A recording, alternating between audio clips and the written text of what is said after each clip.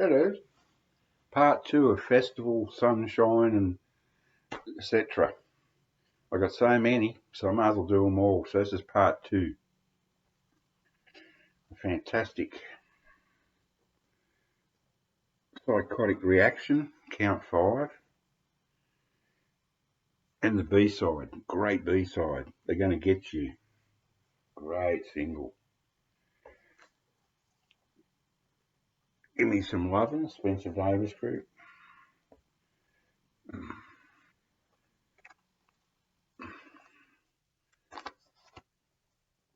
The Stones That I Throw, Normie Rowe and the Playboys, backed with Pride and Joy. Oh yes, this is Sunshine. Is this Sunshine International? No, I'll keep my eye peeled for that. Became Sunshine International. Yeah, on the subject of Normie Rowe and the Playboys, I was just watching on YouTube Vince Taylor, the first acid casualty in rock and roll, very early. He was really big in France. He was an English guy that moved to America. He is basically copying Elvis and Gene Vincent, but he sure had some moves. He couldn't sing. His backing band was absolutely fantastic. But yeah, but it was Vince Taylor and the Playboys, and then I have another single by Gary Lewis and the Playboys, This Diamond Ring, which I love. And then finally, Normie Rowe and the Playboys. So Vince Taylor had the first Playboys in the late 50s, early 60s. Then Gary Lewis would have been around about the same time. I think Normie Rowe and Gary Lewis would have been roughly around the same time. So there were three backing bands called the Playboys. So in those days, you could that happened all the time. There was, people would never have heard of Normie Rowe outside of Australia. And probably, so yeah, just sort of mention it. Another great track. Gee, I love this. Give Me a Little Sign, Brendan Wood. Beaut stuff. Here we go. You're going to get sick of Normie. Now, it's just Normie Rowe without the Playboys here. And that's what I was going to say. See that? Sunshine International. Sunshine Secret. I think this was the last single he had that was a minor hit. Yeah, it was. Poor old Normie Rowe. They did an Elvis on him. Elvis was sent to the army to, we know that was rigged, but poor old Normie. I was in the ballot for the Vietnam War, and I was very lucky. I just missed out. Now, the first 10 days of March, the year I turned 19, only 4 of the first 10 days escaped being conscripted into the army. Or 3 days, I think. I was one of the lucky ones. Boy, oh boy. But they set Normie Rowe up and sent him to Vietnam. He became a tank commander over there, and he came back really fucked up. Poor old Normie. Yeah, but he was the biggest pop star in Australia from 64 to 67. He actually went over to London and made a couple of great singles without the Playboys. The Playboys went over too and became Procession and had a hit with Black Sheep, R.I.P., a bit of a prog song. They're a great backing band, really, really good. So poor old Normie, he went over and made a couple of singles, big production jobs, and then he was sent to Vietnam, and that was virtually the end of the poor guy. Here's a very early one. I think this is one of the first singles I ever bought on I'll Be There, the 5. It's not particularly good. They were from Brisbane in Queensland. Pat Alton, the name's at the bottom there. He produced most of the great Aussie singles in the 60s. An Irish guy that came out to South Australia when he was a young bloke, and he had his finger in the pie. And in many of the great psychedelic productions in Australia was Pat Alton. And sadly passed away in 2009. But he was in a band called Levi Smith and the Clefts from Adelaide. They were a great blues band. Wonderful guy, really fantastic guy. Singer, producer, Here's another terrific one.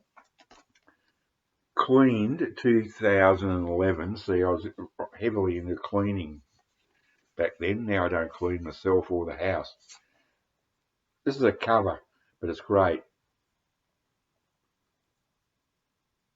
Shall we go around the roses, the questions? Doug Parkinson and the questions, and then Doug Parkinson in focus. Great, mighty, probably, and then eventually he ended up in a sort of a proggy heavy metal band called Fanny Adams. Great voice, fabulous voice, huge voice. He first international concert I ever went to in 1968 January was Doug Parkinson and the Questions, or just the Questions. Paul Jones, ex-Man from Man, the Small Faces, and then the Who. Okay, I better hurry up. Homburg, Procol Harum, my favourite early Procol Harum track. Okay, it's a cover version, but I love it. It's sort of country pop. 4,003,221 tears from now. Judy Stone. Here we go again, Normie Rowe. This is a great single. A breaking point. He wasn't technically a great singer, but he had great emotion and he could really put it across. Yeah. You're gonna get hey. And another breaking point. Fact with Ya Ya, which is one of the worst songs I've ever. He's one of those dreadful, terrible song. It's a cover version of a shocking song from the 1950s. Now this is interesting. Like yesterday, I showed the Love Machine. The song was "The Love Machine" by Pastoral Symphony.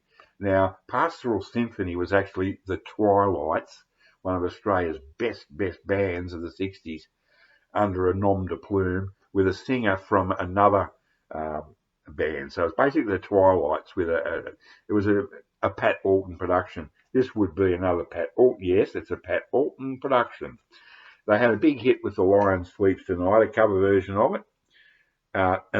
This time, Pat Alton was the producer on all of these, and so they have one song called "The Love Machine" by Pastoral Symphony, and then they bring out a single by a band called the Love Machine.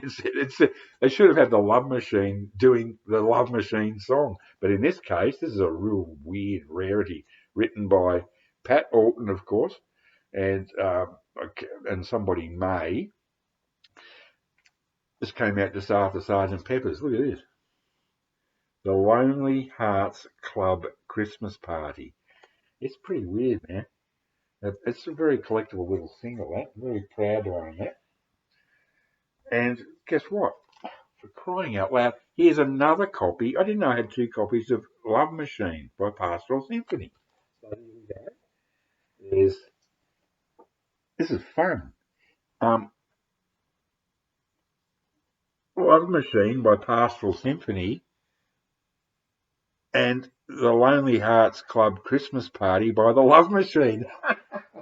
That must have had one hell of a great sense of humour. Sadly missed. Here's a good one. Tony Worsley minus the Blue Jays, Missing You. Soppy, but one of those songs that was just ubiquitous on the radio in '64. Just wonderful, wonderful pop song. Great stuff. And guess what? Another copy of Missing You. Fun, I don't see it. Now, this is a ripper. This is an absolute killer. Mr. Guy Fawkes by the Dave Miller Set. Produced by Pat Alton, again, a Kiwi band. This song was written by, it was off an album by a band called Heir Apparent, as in E-I-R-E, which is the Irish name for Ireland.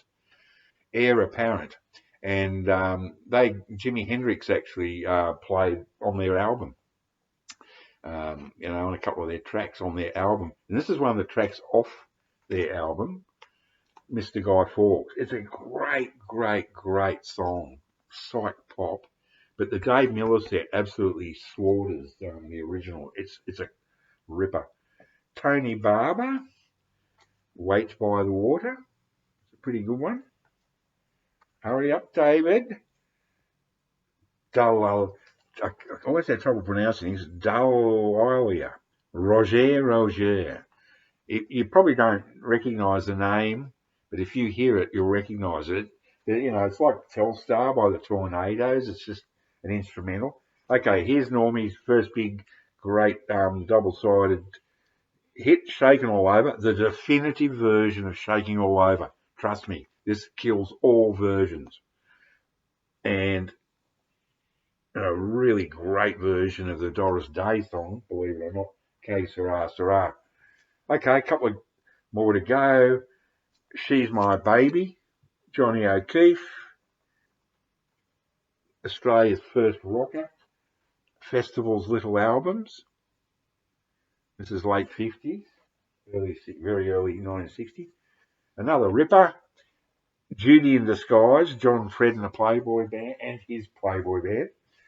And to finish up on this lot, the original Nirvana, the wonderful Pentecost Hotel. So, yeah, and I've still got more. I just have to complete this. Okay, take care.